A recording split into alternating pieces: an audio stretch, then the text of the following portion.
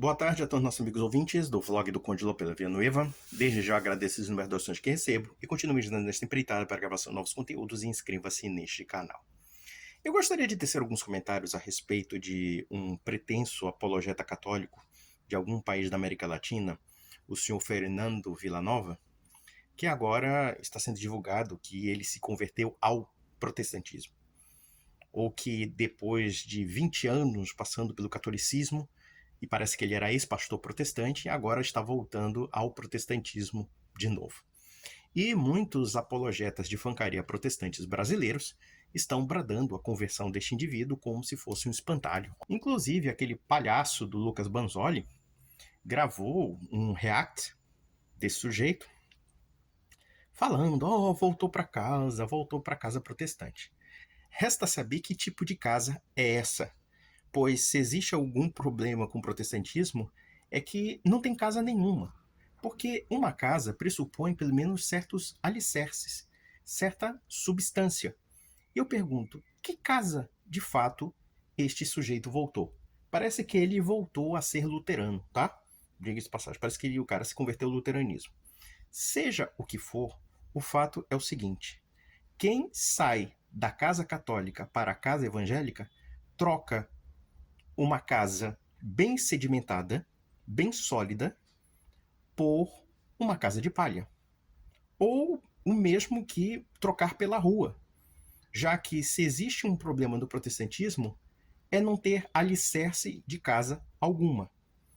E por que isso? Por causa da questão fundamentalmente doutrinária, organizacional, dentre outras coisas do protestantismo, que não se coadunam com a história da fé cristã, com a história, digamos assim, do cristianismo. Vamos usar essa palavra que foi muito usada para dizer que é uma religião, porque o problema é que a religião se define historicamente, se define concretamente. Claro que nós falamos de cristianismo dentro de certos traços que identificam a religião cristã.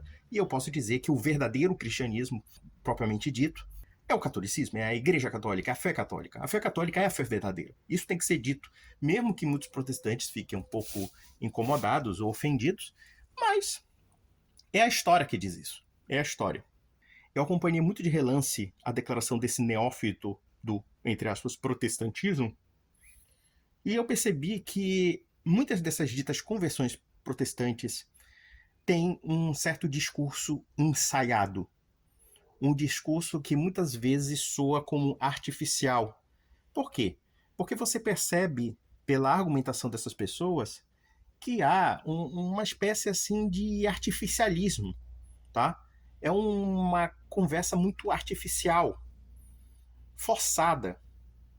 E muitos desses católicos que se convertem ao protestantismo acabam absorvendo esse discurso ensaiado, atacando não necessariamente o catolicismo, mas sim o estereótipo protestante criado sobre o catolicismo.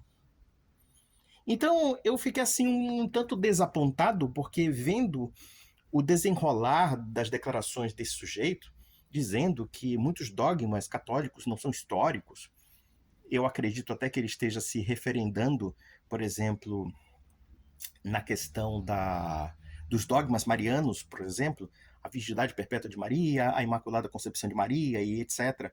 E muitos outros. Só que esse aqui é o grande problema do protestantismo. É que o protestante, no fundo, ele é um fideísta radical, porque na prática ele é um cético. E não é por acaso que o protestantismo, enquanto elemento teológico, se tornou liberal. Eu acho interessante quando alguns protestantes ditos mais ortodoxos ou mais ligados, por exemplo... Opa, deixa aqui, pega aqui para a iluminação. Eu estou aqui na minha biblioteca, a segunda biblioteca, mas enfim. Então, quer dizer, esses protestantes, quando dizem, mais ortodoxos, digamos assim, os mais tradicionais da reforma, dizem os protestantes liberais, não sei o quê, porque os protestantes liberais estão querendo demolir os dogmas de fé. Eu digo, todo o protestantismo é, em maior ou menor grau, liberal. E eu digo por que isso? Porque o protestantismo coloca o indivíduo no plano da interpretação dos dogmas de fé. Ele não tem mais uma raiz ligada a uma organicidade ou uma institucionalidade. Isso pode ser perfeitamente observado, por exemplo, no caso das inúmeras seitas protestantes. Isso já começa com o próprio Lutero. Ou seja, o Lutero se rebela contra a Igreja Católica e, evidentemente, ele nega o magistério católico para estabelecer o seu próprio magistério. Para quem diz que a sola escritura é a base da fé protestante, me desculpe, eu não concordo com isso. Na verdade, a base da fé protestante é a opinião, é o palpite. Qualquer um cria um palpite segundo aquilo que acha que é a Bíblia. E no final acaba sendo um magistério para ensinar o que é fé cristã, ou o que é, entre aspas, cristianismo. Então aqui vemos o grande subterfúgio do protestantismo como, na verdade, uma religião que nasce liberal. Ela nasce liberal justamente porque o núcleo da interpretação da fé não é a Sagrada Escritura, não é a tradição oral, não é o magistério, não é nada, não é nem com os concílios ecumênicos, tá? Embora os protestantes tradicionais, luteranos, calvinistas, aceitam certos concílios ecumênicos, embora, claro, eles fazem uma seleção em torno disso. Então, todo o protestantismo, de certa forma, ele é liberal em algum ponto. E não somente liberal. Eu tenho uma opinião, tirando uma conclusão sobre o protestantismo, sobre o desenvolvimento do protestantismo, é que o protestantismo sempre se revigora numa negação de um ponto essencial da fé cristã. De um ponto essencial daquilo que foi convencionado aos católicos durante 1500 anos. Ou em praticamente quase todo o desenrolar do cristianismo, entre aspas, né? Eu não gosto dessa palavra aqui. Claro, a gente usa cristianismo aqui no sentido de uma definição da religião cristã, uma descrição. Nós não podemos transformar o cristianismo numa religião, como o Banzoli fez, negando que o catolicismo seja uma religião. É uma coisa absurda, uma nomenclatura completamente doida. Mas, no final das contas, a gente percebe que existe uma ruptura completa da tradição e uma ruptura completa dos dogmas cristãos essenciais, né? Dos dogmas cristãos que, inclusive, são comungados pelos protestantes reformados, os luteranos, os anglicanos, etc. Então, o processo do protestantismo é um processo que se retroalimenta da autodestruição. Mas já falando sobre a questão de voltar para casa no protestantismo, é interessante que um sujeito como Lucas Banzoli, que publica um vídeo dizendo que não existe igreja certa ou errada, mas tão somente igreja meio certa ou meio errada, então ele está dizendo o seguinte, que a verdade cristã, ela é incognoscível. Ou seja, nós não podemos buscar na igreja a plenitude da verdade.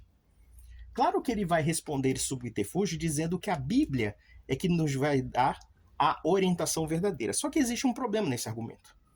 Primeiro, qual interpretação que você tirará da Bíblia que seja a genuinamente correta? Os protestantes, eles ficam num raciocínio circular sem fim. Porque eles sempre afirmam, não, o importante é só a Bíblia, mas cada um tira uma conclusão particular e completamente errada da Bíblia, na maior parte das vezes, não? Então, diga, qual é a interpretação correta da Bíblia e qual é o entendimento correto que nós devemos ter da Bíblia? E isso sem prejuízo do fato de que a própria Bíblia é subproduto de uma tradição que é mais abrangente, que é a tradição cristã guardada pela Igreja Católica. Então, aqui nós temos um raciocínio circular. E no final, acaba se encerrando em algo que não é respondido. Onde está a verdade? Se o Banzoli afirma, na sua teologia porca, eclesiológica porca, que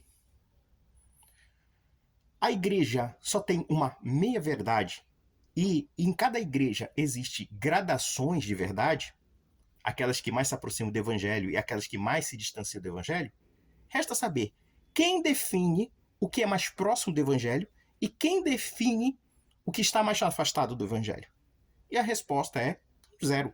A resposta é simplesmente nada. Fica ao gosto do freguês, porque cada pessoa se presume individualmente, subjetivamente, estar mais próximo do evangelho. Claro que eu tiro a conclusão de que, na verdade, o Lucas Banzoli é que tem a noção plena, perfeita, infalível de que quem está próximo do evangelho é ele próprio. Porque quando ele afirma isso e diz que existem gradações de verdade, então presumimos que quem faz esse julgamento dessas gradações de verdade é ele próprio. Então aqui nós temos o reino do relativismo. O reino do relativismo total. E nós percebemos, inclusive, que quando esse apologeta vagabundo do Lucas Banzoli afirma que não existe uma igreja verdadeira, então ele está dizendo o seguinte, que Jesus Cristo não nos deixou uma instituição ou pessoas que falassem infalivelmente por ele. Por quê? Porque a igreja não é uma entidade terrena apenas. Ela é uma entidade terrena e espiritual. Ela é o corpo místico de Cristo. E alguém, ao afirmar que o corpo místico de Cristo falha em razões de fé moral, então nós podemos demolir todo o sentido da verdade cristã. Porque o fundamento da verdade cristã é nós crermos claramente que existe uma igreja, representação do corpo místico, que tem o aspecto invisível que está no céu, ou seja, aquelas pessoas que estão na bem-aventurança com Deus, e aquela igreja que é representativa na terra daqueles que comungam do mesmo corpo, do mesmo espírito, a mesma fé, o único batismo e o mesmo Deus. E essa igreja, a única que realmente corrobora com esse papel, é a Santa Amada Igreja Católica e Romana. E eu diria romana porque é o seguinte, claro, a Igreja Católica não é somente a Igreja Romana. Aliás, quando os protestantes fazem esse espantalho, um lunático como Banzoli e muitos outros apologetas protestantes estúpidos dizem que a Igreja é católica, mas não é romana. Que coisa absurda! Ora, mas a Igreja participa da Igreja Universal, inclusive como chefe da Igreja Universal. Vamos definir o que é a Igreja Católica. A Igreja Católica é a Igreja de Roma e mais 23 igrejas particulares sui iuris. Por que sui iuris? Porque elas têm tradições próprias, têm ritos próprios, têm formas eclesiásticas, organizações distintas da Igreja de Roma, como no caso das igrejas orientais, né? As igrejas do leste europeu, enfim, que são chamadas de uniatas, né? E, inclusive os ortodoxos falam isso enchendo a boca como se fosse assim uma espécie de insulto. E essas igrejas têm tradições, têm peculiaridades próprias, mas em contrapartida aceitam a chefia universal de Roma. Então isso é a Igreja Católica. Então quando a gente fala assim, a Igreja Católica Romana, claro, dentre essa Igreja Universal, a Igreja de Roma é a maior de todas as igrejas, inclusive em número de adeptos. Até porque ela foi protagonista da conversão dos 4 cantos dos continentes. Se hoje tem cristianismo na China, na Índia, em parte se deve à Igreja Católica. Ainda que digam que houvesse alguns segmentos perdidos nessas regiões, mas que não eram ligadas à igreja, tá? E que poderiam ser suscetíveis de certas heresias. Mas seja o que for, o fato é o seguinte, é que um protestante volta para casa? E a resposta é não. O protestante que sai do catolicismo, na verdade, está abandonando sua casa como um filho pródigo. Está abandonando aquilo que tem solidez, que tem coerência para o reino da opinião, para o reino da falta de estrutura. Eu digo, meu caro protestante, ou que você diz que a Igreja Católica é assim, assado, cozida e blá blá blá. Eu digo para você, há um grande risco dessa casa que você diz que é o protestantismo cair na sua cabeça. Porque nós percebemos que dentro do protestantismo já está demolindo muita coisa. O que é o fenômeno do desigrejado, senão um processo de demolição da casa protestante? Por que hoje nós temos tantos desagrejados e isso preocupa os pastores protestantes de vários matizes? Ora, mas isso é muito simples de explicar. Porque não há coerência. Ou então porque cada indivíduo se acha imbuído de falar de fé e moral. Então, a estrutura do protestantismo leva a um subjetivismo tal que demole a comunidade cristã, demole a tradição cristã, demole as estruturas teológicas do cristianismo. É muito simples. E isso porque o Banzoli fala de cristianismo como uma generalidade abstrata, e eu expliquei, inclusive, no vídeo anterior, que cristianismo, propriamente dito, é uma palavra moderna, evidentemente, porque ninguém se identificava como cristianista, devia se identificar como católico ou como protestante. Então, existe uma realidade histórica que define o que nós podemos chamar de cristianismo em, claro, em doutrinas e em teologia. Ou seja, no caso, a fé católica ou a fé protestante. Então eu não me identifico como cristão apenas. Veja que quem se identifica como cristão apenas, no final não tem teologia alguma. Ou quem se identifica no Nino do Banzoli, que diz, eu sou protestante, mas ele nunca afirma que segmento ele acredita, que doutrina ele acredita. Então é basicamente isso. Basicamente isso. A casa protestante é uma casa de palha cujos alicerces são frágeis e que ameaça cair na cabeça do fiel. Agora, a casa católica não. Nós temos aí o alicerce. 2000 anos de história. Eis que tu és Pedro, e sobre esta pedra edificarei minha igreja. E essa pedra sustenta a pedra angular, que é Cristo, e a rocha, que é Pedro, que é o Papa. E realmente não tem muita sustentabilidade você trocar uma igreja que afirma claramente nós detemos a verdade para uma outra que diz, olha, nós temos uma meia-verdade, tá? Nós temos gradações de verdade. Nós temos, assim, algumas são mais ou menos mentirosas, outras são um pouquinho menos mentirosas, mas só que, no final, quem é que define o que é verdade e o que é erro? Ninguém. É você mesmo, né? É você mesmo, como se fosse, sei lá, comer um prato gostoso e você julgar, assim, esse prato é gostoso, ou então esse prato é muito ruim, é muito mal feito.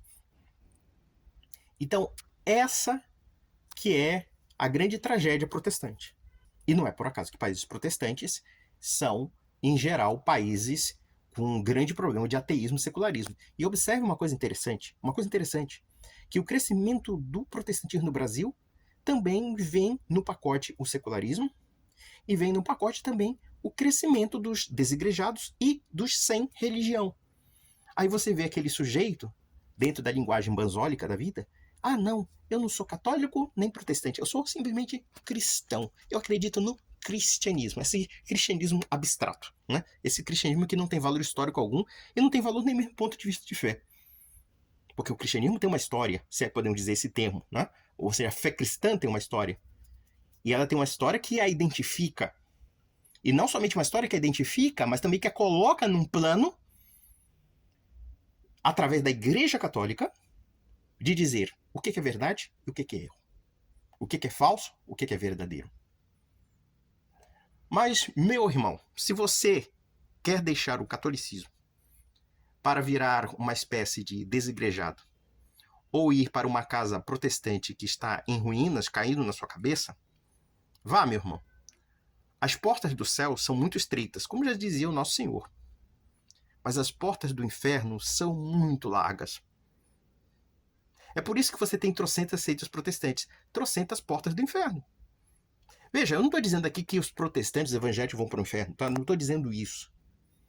Tá? Eu acredito que boa parte dos evangélicos, em geral, desconhece a fé católica por ignorância da fé católica, porque eles não sabem o que é a fé católica. Tá? Mas, quando um sujeito prega heresias absurdas e ataca a verdade cristã, aí podemos pensar que esse sujeito é muito mal intencionado. E eu vejo muita má intenção no ataque à Igreja Católica. Muita má intenção. O que eu posso falar desse Fernando Villanova? Até o dado momento, ele era um ilustre desconhecido no Brasil. E agora, claro, depois de muitas conversões de pastores protestantes ao catolicismo, aí os protestantes bradam, olha só aqui, né? Um católico se converteu ao protestantismo. Claro, agora vão botar um tapete vermelho para ele, vão convidá-lo para ser pastor, enfim, para fazer depoimento falando mal da igreja, porque a igreja é assim, assada e cozida. E a gente até sabe o script. Agora, por exemplo, vamos pegar as verdadeiras conversões ao catolicismo, tá? Evidentemente que nós temos o caso do senhor Eduardo Faria, que é um ex-pastor presbiteriano e agora está indo na militância contra certos erros do protestantismo. Mas eu poderia falar, por exemplo, no século XIX, do cardeal John Newman, que era um pároco anglicano. Nós podemos falar também de Chesterton. Chesterton era anglicano e se tornou católico e um brilhante católico. Nós podemos também falar de um autor que é muito pouco conhecido no Brasil, mas ele é um grande escritor católico, é o Louis Boyer, Louis Bouet, que era um católico francês, e ele era o quê? Um pastor luterano. E ele não somente se converteu ao catolicismo, como virou padre. Olha só. Quem é que teria realmente assim tamanha espiritualidade para você renunciar? Por exemplo, você vai renunciar à igreja luterana, à igreja presbiteriana, à igreja sei lá do que, e de repente você virar católico e virar padre, porque virar padre é uma coisa muito difícil. É uma renúncia completa do mundo. É o grau mais extremo de amor a Deus, de você renunciar a tudo por amor a Cristo e para se dedicar exclusivamente à igreja. E nós temos esses exemplos. Faça uma comparação entre esses exemplos católicos e exemplos protestantes. A qualidade das conversões, a qualidade das obras dessas pessoas. Vamos pegar a qualidade da obra de um Chesterton, a qualidade da obra de um John Newman, a qualidade da obra de um Louis Bouet, tá? E eu posso dizer, inclusive, que os melhores protestantes, os melhores escritores protestantes, têm muitas assimilações e proximidades com o catolicismo. C.S. Lewis, por exemplo, é um homem que, em muitos aspectos, é muito próximo ao catolicismo. Eu tendo a dizer que se C.S. Lewis vivesse mais tempo, ele se tornaria católico. Porque a gente percebe pela premissa do raciocínio dele que ele tem muitos pensamentos similares ao catolicismo. Eu poderia também falar de um outro autor protestante muito bom, diga-se passagem, o Dietrich Bonhoeffer, que era um homem digno, um homem decente, um pastor luterano decente. Eu tenho quase que certeza que talvez se Bonhoeffer vivesse bastante, se ele não se convertesse ao catolicismo, ele teria muitas simpatias, porque há inclusive descrições que quando o Dietrich Bonhoeffer viu uma missa católica, e eu acho que foi até no Vaticano, não sei, diz que ele ficou emocionado. Então, nós percebemos que os melhores protestantes não são esses mequetrefes fanáticos que ficam vivendo de falar mal dos outros, né? Falar mal da igreja, que a igreja é assim, assado cozido, né? Esse tipo de corrosão. Nós percebemos que os verdadeiros e melhores protestantes, digamos assim, são aqueles que aproximam-se do catolicismo, né? Mas parece assim que tem alguma coisa ali que ainda os impede. Mas que no fundo, eles têm profunda admiração e simpatia pela igreja. E não são poucos protestantes cultos, eruditos, que têm esse sentimento. Não são poucos, não, são muitos. Admiram a doutrina social católica. Tem muito autor protestante nos Estados Unidos, que não é muito conhecido no Brasil, que você vê que, embora eles tenham a sua teologia, né, a sua visão propriamente protestante, no entanto, eles têm uma admiração pela teologia católica, eles têm uma admiração, inclusive, pela doutrina social católica. E eles usam de elementos da doutrina social católica para criticar a sociedade norte-americana. Isso é muito interessante, tá? Então veja, meus amigos, é o seguinte, eu não conheço esse autor aí, esse tal de Fernando Villanova, eu vi uma novidade agora e parece que os protestantes aí estão querendo agir, né? Querendo transformá-lo numa espécie de, olha aqui o modelo, né? O modelo. Não, nem se esquentem com isso, nem se esquentem. Vamos à igreja, vamos à missa, vamos nos comungar, vamos confessar, vamos, enfim, né? Purificar nossas almas. E quanto ao Banzoli, né? Voltar a casa. Voltar a casa de quê? Até hoje eu não sei nem do que o Banzoli acredita. Aliás, no que ele acredita é rejeitado pela maioria dos protestantes, a começar pela imortalidade da alma, negação do inferno, e assim sucessivamente. É uma legião de bobagens que a grande maioria do orbe protestante nem mesmo acredita. No final das contas, o Banzoli vive do antagonismo. Se não houvesse um antagonismo contra o catolicismo, ele seria um ilustre desconhecido. Então, um grande abraço.